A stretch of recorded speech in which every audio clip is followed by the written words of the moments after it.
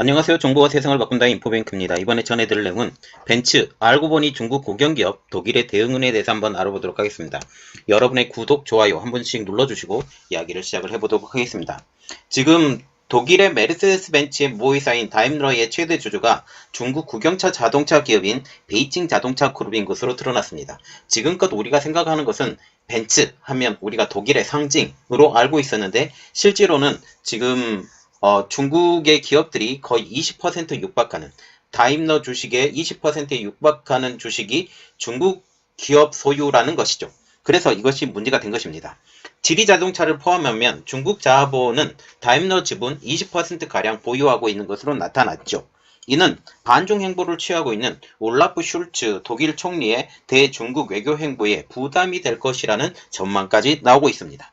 자, 지금 보시면 다임러 지분을 확보한 중국 기업이라고 나오고 있는데 베이징 자동차, 지리 자동차 이 두 개를 합쳐서 19%가 넘는 보유율을 가지고 있기 때문에 5분의 1 정도를 가지고 있죠. 그래서 상당히 영향력을 끼칠 것이다 라고 하고 있고, 이것이 지금 슐츠 정부가 이제 태동된 지 일주일도 채 되지 않는 상황에서 이 부담을 주려고 하고 있는 중국의 교묘한 술수기다 라는 분석까지 나오고 있습니다. 그래서 우리가 봐야 될 내용, 벤츠, 알고 보니 중국 국영기업, 깊어지는 독일의 고민입니다. 13일 날 다임러와 베이징 자동차, 우리가 눈여겨봐야 될 것은 다임러와 베이징 자동차가 공동으로 보도 자료를 냈다라는 사실이죠. 그래서 베이징 자동차가 2019년부터 다임러 지분 9.98%를 보유해 왔다라고 밝히고 있습니다. 지난해 초부터 글로벌 자동차 업계에서는 이런 말이 돌고 있었죠. 베이징 자동차가 다임러 지분을 기존 5%에서 10% 수준으로 올렸다라는 소문이 돌았는데 이번에 이것이 공식적으로 확인이 된 것이죠. 다임러 대변인은 언론 인터뷰에서 최근 다임러가 트럭 사업 부분을 분산시키며 사업 구조에 변화가 일어난 만큼 회사의 경영 투명성을 높이기 위해서 지분 구조를 공개하는 것이라고 밝혔습니다. 독일 금융법에 따르면 지분 10% 미만인 주주는 지분 변동을 공개할 의무가 없었음에도 불구하고 이것을 공개를 한 것이죠. 다임러는 이로써 최대 주주와 2대 주주가 모두 중국인 기업인 회사가 됐습니다.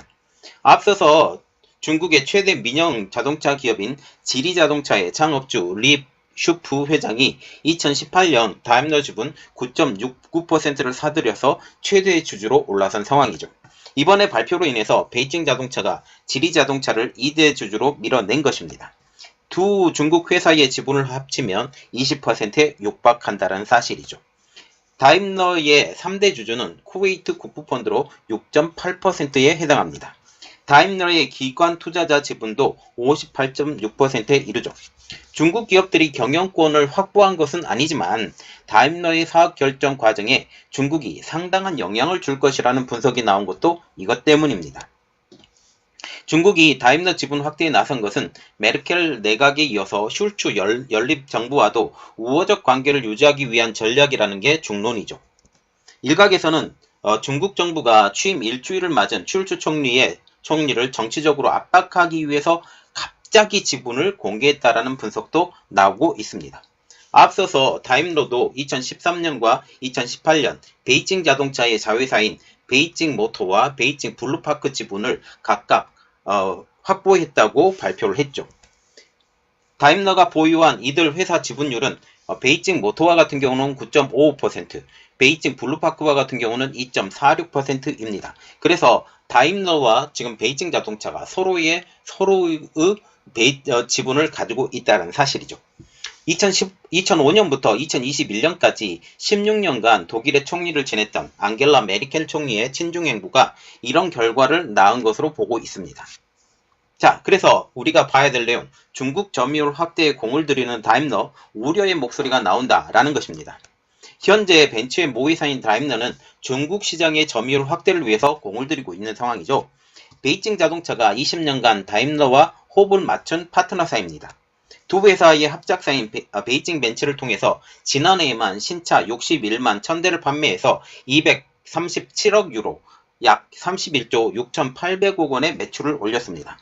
올해 9월까지 베이징 벤츠의 영업이익은 10억 유로에 이릅니다. 이는 베이징 자동차와 합작회사를 운영해온 베이징 현대와는 다른 상황이죠. 베이징 현대와 같은 경우는 지금 1공장 팔았죠. 2공장 팔려고 준비하고 있죠. 3공장밖에 남지 않은 상황에서 지금 관계가 굉장히 소원해져 가고 있는 상황이죠. 다임러는 중국에서 전기차 생산 라인을 확대하는 데 집중하고 있습니다. 전기차 증인 EQA, EQB, EQC 모델을 중국에서 만들고 있죠. 내년에는 중국 공장에서 다른 전기차종인 EQE 모델도 생산할 예정입니다. 다임러는 지리차와도 합작회사를 세웠습니다. 베이징 자동차, 지리차 모두 다임러의 최대 주주, 거의 10%에 육박하는 최대 주주로서 이들의 두 회사가 가지고 있는 주주만 합치면 거의 20%에 육박하는 상황이죠. 지리차의 합작은 중국 내 소형 스마트카의 시장을 공략하기 위함입니다. 중국 기업들이 다임러와의 우호적 관계를 유지하기 위해서 지분 확대에 나섰다는 평가가 많은 이유도 이것 때문이죠. 그런데 다임러와 중국 자동차의 합작에 대해서 우려의 목소리가 나오고 있는데요. 중국 기업들이 다임러의 기술력을 모방할 것이라는 이유 때문입니다. 이미 여러 회사들이 다임러, 말하자면 벤츠와 유사한 모델들이 나왔지만 물론 그들이 기술력으로 좀 딸려서 그렇지만 이제 곧 따라잡을 예정이라고 보이라는 거죠. 베이징 자동차와 지리차가 힘을 합치면 주주총회 등에서 주요 안건 등을 통과하는 것을 저지할 수 있다는 지적도 나오고 있습니다. 다만 이들의 영향력을 행사하기에는 아직도 제약이 크다라는 분석이 나오고 있는데요. 독일과 유럽 기관 등이 보유한 다임러 지분의 비율이 높아서입니다. 올해 3분기 기준 다임러 지분의 32.2%를 독일 자본이 차지했습니다.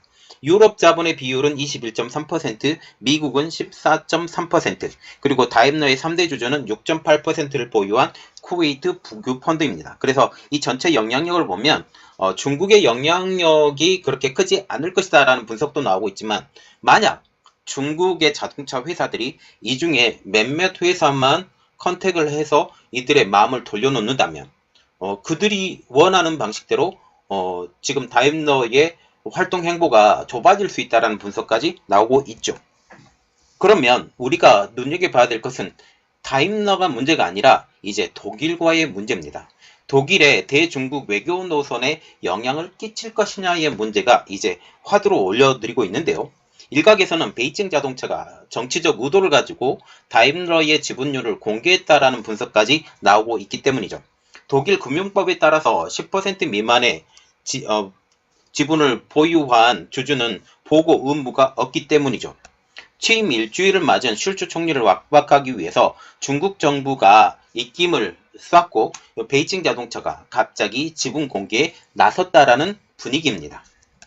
슐츠 총리 취임 전부터 독일과 중국이 메르켈 총리 시절처럼 돈독한 관계가 이어가긴 힘들 것이라는 관측이 나왔어요. 이것에 대해서도 영상을 이미 올려드린 상황이니까 그 영상은 확인해 주시기 바랍니다. 아날레나 베르보크 독일 신임 외무장관은 취임 직후 강경한 대중국 외교 노선을 밝힌 바가 있죠. 녹색당 소속인 그는 독일 타게스 차우툰과의 인터뷰에서 중국을 민주주의 연대에 맞선 경쟁국으로 지칭한 것입니다. 그래서 이들은 민주주의가 아니다 라고 명확하게 선을 그은 것이죠. 베르보크 장관은 앙겔라 메르켈 전 총리가 추구하던 길을 계속 가지 않을 것이라고 언급한 것입니다. 정치적 해석에 대해서는 다임러 측도 선을 그었고 이번 사건은 그냥 다임러 트럭과의 분사 과정에서 이 선을 명확하기 위해서 이것을 발표했다라고 의미를 축소시킨 것이죠.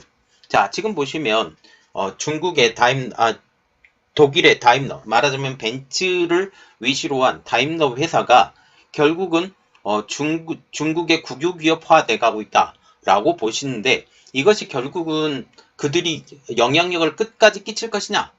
그거는 아닐 것 같고 그러나 상당히 거슬릴 것이다. 그리고 중국을 진출하기 위해서 그리고 메르켈 총리가 중국과의 관계를 굉장히 좋게 했어요. 그래서 지금 중국에 진출한 독일의 자동차 기업들이 50%가 넘는 지분을 가지고 있으면서 이 자동차 회사를 움직였었다라는 거죠. 다른 나라의 회사들은 전혀 그렇게 하지 못했음에도 불구하고 독일에게 파격적인 행보를 유지시켜줬다라는 사실입니다. 그러나 이곳은 중국이라는 사실이죠. 중국에서의 사업을 하려고 하면 아무리 그들이 지분율이 높다 하더라도 법으로 완전히 무너뜨리면 어쩔 수 없이 수그러뜨려야 된다라는 그런 사실이죠.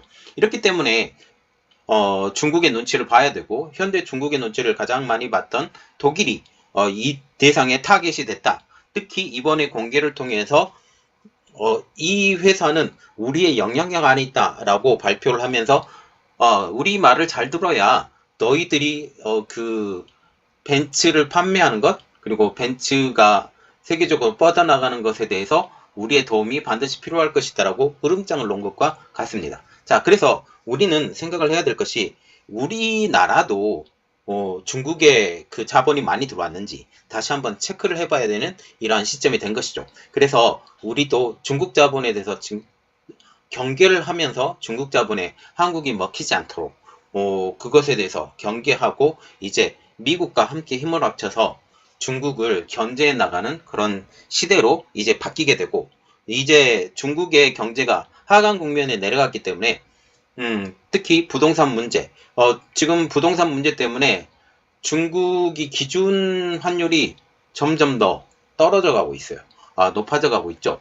여러 가지 상황 때문에 지금 중국 상황이 굉장히 어려운 상황인데, 이러한 상황에서 중국과 같이 한다? 라고 하는 것은 같이 망하겠다? 라고 하는 것과 같습니다. 자, 지금 전 세계가 중국을 지켜보고 있고, 유럽도, 미국도, 호주도, 인도도 다 포위하고 있으면서 중국이 지금 나갈 구멍이 없어요. 그리고 이제 한 2, 30년만 지나면 중국의 인구는 어마어마하게 줍니다. 그래서 실질적으로 중국도 이제 G2가 되지 않고 상당히 많은 부분이 떨어질 거라고 생각을 하죠. 자, 이런 것까지 우리가 고려해 봤으면 좋겠습니다. 이번 내용은 여기까지 하겠고요. 저희 내용이 여러분들에게 도움이 되셨다라고 생각하시면 구독과 좋아요, 알람 설정까지 부탁드리겠습니다. 감사합니다.